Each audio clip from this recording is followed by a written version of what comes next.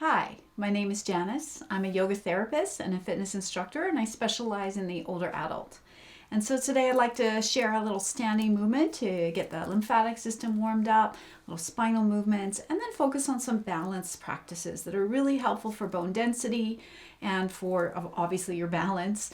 But also the wonderful thing about balance practices is in the yoga tradition, they're for helping focus and quiet the mind. And our minds are fairly busy right now. So this is a great little practice for you to explore. So let's start with a little spinal warm up and just getting grounded in our bodies. So I like to have my feet bare feet, but you could wear shoes if you choose to, that's fine. The other thing that you might want to have nearby is a chair, or be practicing behind a couch so you have something to hold on to when we do the balance. But for this part, we're going to do some just gentle movement. So maybe have your chair nearby or maybe something in front of you. Make sure you have enough room to move around a little bit. So I'm going to start with my feet about hip width apart. I'm going to bend my knees a little bit. If you don't have shoes on, you could lift your toes, spread them out. I've got toe spacers in that help me do that. If you don't have those, you could just spread out your toes and place them on the floor. Maybe having the hands on the hips for a moment. Just see if there's a movement that you could do where the pelvis just moves a little forward and back. So it's as if the tailbone is moving down towards the floor and then back a little bit. And you might do that a couple times. So really it's a standing pelvic tilting movement. Yeah, let's try that a couple times. And then very gently encouraging your tailbone to lengthen towards the floor, coming up with straight legs.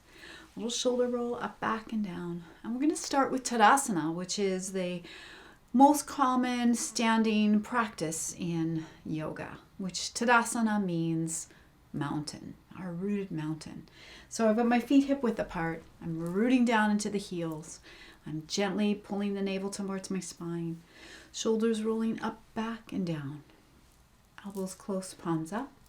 I'm going to bring the hands to the heart center. So in this position, I'm gently pressing the palms into each other. I have a little space between my fingers. I'm going to imagine that there's a string on the back of the head, crown, pulling me up. So I'm feeling really tall and lengthened through the top part of the body and grounded down towards the floor through the bottom part of the body. So if you imagine that string that's pulling you up and sort of attaching you to the ceiling, I want you to just see if you can find a place to focus, and then just see if you can allow your body to weight shift forward onto the front of the heels or the front of the feet. Heels might lift. And then maybe shifting your weight a little bit back towards the back of the heels here. And then as you come back to center, shifting your weight a little bit onto one foot. And then come back to center, shifting your weight onto the other foot. Good. Yeah, and then taking a moment to come back to your center, we're going to do a standing spinal warm-up. So I'm going to bend the knees a little bit. I'm going to hinge at the hip crease to come a little bit forward, hands on my thighs. I'm going to sink down into my feet, press into the thighs, reaching up and around with the arms. And I'm going to do that 2 more times. So I'm hinging at the hip, pressing into the thighs, reaching up and around. And you can modify the arms or any of the movements to suit your body today. Reaching up and around. Good. Once the arms are out to the sides, I'm going to bend the elbows a little bit, take the feet a little wider. Got a little bend in my knees here just to keep them soft. A little turn with the upper body. So a little twist. Just a couple times. Yeah. Good. Wonderful. And then as you come back to center, we're going to do a little side bend. So the first option in a side bend, having the feet a little bit wider, feet are pointing forward, shoulders roll up, back, and down. And I'm just going to see if I can think of the spine being long and just going over a little bit to the side. So I'm feeling a little stretch on that opposite side of the body, coming up and over to the other side. Now, if your shoulder allows and you choose to try, you could take the arm and move it up and over like a big letter C and then down. And that's optional. So I'm going to do that one more time, a little gentle side bend, up and over, and up and over. Good. Wonderful. Good, and that'll take us right into my favorite lymphatic warm-up that a dear teacher to me taught me 20 years ago, and I've been teaching it and doing it for about 20 years. So I'm going to turn my feet out a little bit. That's optional. And I'm going to add a little bit of a soft bend in the knees, and that's optional as well. And so this is really to get the lymphatic system moving. So I'm going to find a range of motion that suits my shoulder, and I'm going to start moving them in circles. So for some bodies, the shoulder might not want to move in a large range of motion. You might keep it really small. For other people, bigger arm movements might be fine, and that's great. Okay, so think of that as stirring up the lymphatic fluid through the upper body as you breathe deeply. If it's a nice day, you could open a window or do this on your balcony. Good. And the arms are going to get tired pretty quickly. And so I'm going to choose to move in the other direction now. I'm going to take a moment with the arms and I'm going to move them down and up and around. Again, it could be this big, could be bigger. They could be moving faster or slower. The idea is to just continuous movement, just to continue moving. Big breaths, yeah. And you'll likely be wondering how much longer we can do this. Good. And then taking a moment when you're ready, we're going to let the arms come down. Good. I'm going to turn my feet forward. Now I'm going to let out a little sound from the voice, and this encourages some core awareness, a little cleansing breath, gets rid of stagnant air and carbon dioxide from the lungs. So I'm going to bend my knees. I'm going to do it 3 times. I'm going to let out a ha sound. So knees are bent. I'm going to take a big breath and ha. Yeah, 2 more. Ha. 1 more. Ha. A little sigh. Ha. And then the last part of this movement is a little gentle twist called the palm tree twist. You might even let the opposing heel lift, tapping on the sides of the body. And as you slowly come to a still point, if you choose, you might even close your eyes. So taking a moment, as your eyes close, and allowing the body to come to a still point. Noticing how the body feels after that little bit of movement. Yeah, and when you're ready, you can open your eyes. So I thought we could do a little balance together today. And in yoga, the traditional use of balance practices were for quieting the busy mind. And so really important is to make sure that you have like a couch in front of you, a counter, a chair, something that just in case you need it, you've got it. So for example, you might have a chair and you might put it in front of you as something to hold on to. Could be a walker, could be a back of a couch, could be the kitchen counter. So just be creative. Could be even a wall close by, but I really like to have something in front of me if you need it. I'm going to move it to the side for today, but just know that it's really important to have like maybe a chair behind you or something in front of you to make sure that your balance practice is set up so that if you do have a moment of instability, you have something to kind of help you find your grounding. But the most important part of balance and grounding is bending your knees. So I talk a lot about this. If you notice people who are surfers or skateboarders or tightrope walkers, anytime they're losing their balance, the first thing you'll see people do is bend their knees and sink down, sending your gravity down into your feet. So I encourage you to practice that anytime you're having a moment of instability. Instead of sort of stiffening up, think of that idea of sinking down into the feet and see if that helps. So the first thing we're going to do is just take a moment to have your feet about hip width apart. Okay, sort of grounding into the feet. Again, you could lift up the toes, spread them out, place them on the floor. Then as I straighten the legs, I'm going to take a moment to roll the shoulders up, back, and down. Good. So I'm going to take a moment now to just guide you through a couple little really fun ways to explore your balance a little bit. So from this position here, this is a nice little progressive balance practice for you to try. So this first one, I'm going to start with bringing my feet right together. As soon as the feet are really close together, you're already challenging your center of gravity a little bit. And then you might even let the arms swing. Okay? All right. So this is the first one. And then if you added a little balance, it could be the head turning a little side to side. Sometimes this causes a little bit of sort of dizziness for people. So of course, if that's the case, you would just keep your head forward. right, so the next part of this challenge here, we're going to take one foot and you're going to place it a little bit in front of the other, like puzzle pieces fitting together, standing up tall, trying to stay balanced, maybe the arms moving. Yeah. And then if you feel comfortable here, you can try the tandem balance. So then you're taking the leg that's a little bit in front, or the foot that's a little bit in front, and placing it right in front. All right. More challenging than it looks. Now, if I'm here and feeling wobbly, I'll just bend my knees a little bit. Again, you could have your balance, your wall, your couch, or whatever you need to here. Once you feel stable, you could come up with straight legs, and then you might add the arms again. And then maybe the head, although the head with the tandem is really challenging. So you might just take your moment to focus on one thing. Good. And then the last part of this, which you are more than welcome to put your hands on the chair in front of you or the counter or the wall beside you, would be to take that leg that's in front and to see if you can lift it up, however much you would like to do. Holding it for 4, 3, 2, 1. Good. And take it back down. Shake out your feet. We'll do the other side. So starting with my feet hip width apart, first thing I'm going to do is bring my feet right together. Swinging the arms, maybe the head can turn side to side.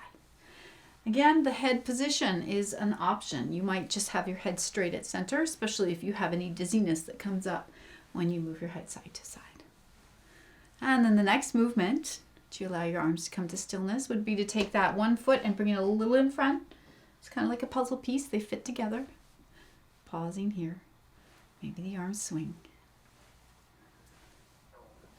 And then we're taking a moment now to go into the tandem balance, which is quite challenging.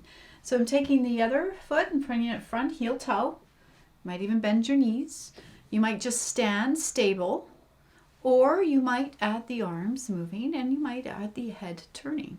I find as soon as I start turning the head, the body wants to wobble, so you might leave that out for today. And then the last part of this would be to take that front leg and lift it up. For 4, 3, 2, 1. That's it. Very good. Wonderful. And bring it down. Good. So you can shake out your feet a little bit here, see how you're feeling. So wanted to share with you a little balance practice here, tree pose. And I'm going to give you a couple options today. So the one option I'm going to give you is to have your chair close by, something to hold on to if you need it. So I'm going to start with the leg that's closest to the chair. I'm not going to stand too close to the chair though, because if I'm too close to the chair, it becomes a little complicated. So I'm going to step a little bit away from the chair, so I'm a little bit farther out from the chair. And there's a couple options here. So one option, if the hip allows, would be that you might even take your leg and place it on the chair. And this is a great option. Then the foot turns out, the knee turns out, and it's a nice option. It's a nice stretch, rooting down through the standing leg. You're getting a little bit of bone weight-bearing balance for the bone density in the body. Now from here, for some people, they might take this leg off the chair and bring it to the inside of the thigh. That might be a little ambitious. And so this is no different than this. And it's no different than this. So there's 3 options. Could be the inner thigh. Okay, this is one option. The second option could be below the knee. The third option could be with the toes touching. This one's called the kickstand. And of course, you also have this option. So just choosing one of those options. We're weight bearing on one leg. Maybe the arms come to the heart center. And I'm going to take this version today, the lower part of the leg below the knee joint. And I'm going to take 2 or 3 breaths. If you'd like, you could add the arms stretching up.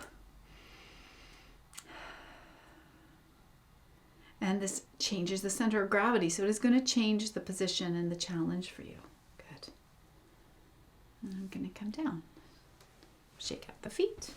I'm going to move the chair. You could just walk to the other side of your chair. You can move the chair depending on what you're using.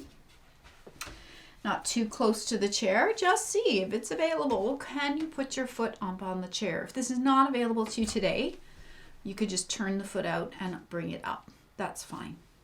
Sometimes it's just interesting to see if this feels comfortable for you. It's quite a nice stretch. Depends on your height, depends on your hip joint. If this is comfortable, you might bend the standing leg a little bit and then bring this foot either to the inner thigh. Again, that might be a little much for the knee or the hip. You might go a little lower below the knee, or you might even have part of your toes on the ground, standing tall. So I'm going to choose that middle version. And you could even have your hands on the chair. You could even put one hand at your heart center if you need something to touch. If you're comfortable, you could bring both hands to the heart center. Find a focal point. This is called the drishti, which is where your eyes are gazing. And a soft focus point is helpful for keeping our internal focus and concentration. Maybe the arms can stretch up, maybe not. Take 3 breaths.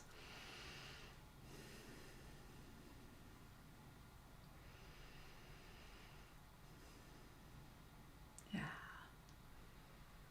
Good. And then just coming back, shaking it out. So I wanted to share with you one more thing that you can use a chair for. Chair, stool, book, depends on your body and your height. Again, if any of these things don't work for you today, just leave them out. Maybe you observe them, maybe you try them, maybe say maybe later. Maybe you have to take a moment to look around your house and see what kind of props will work for you. It could be like a little stool, a little ottoman, or a little chair like this chair I have today, which is really helpful. So with the chair, I just wanted to show you 2 ways that you can stretch 2 really important muscle groups. One is your hamstrings. So we did a seated version of that in a previous video, which is the whole back line of the body. But also I wanted to address the hip flexor here, and most particularly there's really one important hip flexor called the psoas, and that's spelled P-S-O-A-S. And so I thought I could share with you 2 nice stretches that you can use a standing, something with some support like a chair for. So the first part of this is that I'm going to stand facing the chair sideways. Sometimes, depending on the person, I will suggest that they put the chair right up against a wall. So just be curious here and take a moment to address making sure this is as safe as possible for you to do without feeling like you're compromising your balance. So I'm going to choose one foot. I'm going to place it on the chair. Now, depending on the chair, sometimes if you put your chair on these folding chairs and you put them at the back, the chair flips up, which is not great. Make sure you're on the front of the chair so you have some stability, okay? All right, so from this position, if this is comfortable for you, you can encourage your tailbone to lengthen. You can hold the back of the chair, and then all I'm going to do is I'm going to lean a little forward until I feel a gentle stretch in this front of the hip crease of the standing leg. These are the muscles that get tight from sitting, walking, all the things that, create hip flexion in our bodies. So very gently leaning a little bit forward just so you feel a gentle sensation here, a nice little stretch. And then I'm going to go right from this hip flexor stretch right into the hamstring. So I'm going to shift my weight to the back leg. I'm going to bend the back leg. That's really important. Okay. I'm going to stretch out the leg that's on the chair. Pull the toes back towards me. Most important, I see a lot of people have the straight locked knee of the standing leg. I'm going to bend it quite a bit. Pull the toes back of the leg that's on the chair. And then I'm going to hinge forward just a little. And now I'm really feeling the back of the leg that's on the chair. So hamstring, calf muscle, Achilles. Doesn't take a lot to get this stretch here. Take a breath or 2. This is a great one on a park bench. You could do both of these on a park bench, actually. Good. Wonderful. And you come out, coming down. Good. Shake it out. And then you're doing the other leg. So you could switch to the other side of your chair, or you could stay at the same side. Doesn't really matter as long as you're feeling comfortable where you are. And again, the foot more on the front of the chair than the back of the chair if it's a folding chair, because they're not as stable. So I've got one foot on the chair. First thing I'm going to do is just find my rooted in that standing leg. Think of my tailbone lengthening down towards the floor. Shoulders rolling up, back and down. Holding the back of the chair for stability. I'm going to very gently lean forward just a little bit, and I can already feel a little gentle stretch in that hip flexor of the standing leg. And that's it. We're going to leave the arms nice and easy today and just focus on the sensation of the stretch in the leg, taking a couple breaths.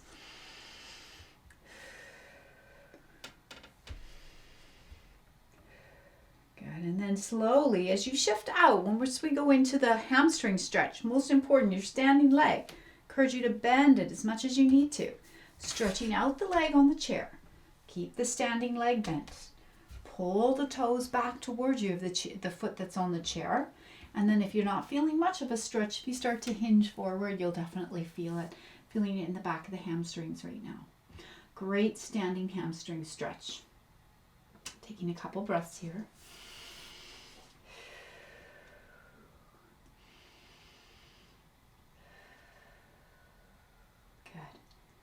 Wonderful. And then taking a moment to come up and bringing your foot out. Yeah, shake it out. Good. So it's a great way to use a chair for some balance practices. Keep in mind that balance is great for focusing the mind, creating bone and bone stability, so bone density, weight-bearing activity, and finally, it's a great way to cultivate balance in the body. So thank you for joining me today for a little standing movement and balance practice. Keep in mind that balance practices traditionally in yoga were used to cultivate focus and concentration in the mind. So if your mind is racing, a little balance practice is great for that. And I hope to see you again in the future here with me at Inward Bound Wellness. You can join me at my Facebook page, and that's Inward Bound Wellness, or my YouTube channel, which is also Inward Bound Wellness, where I post videos on movement and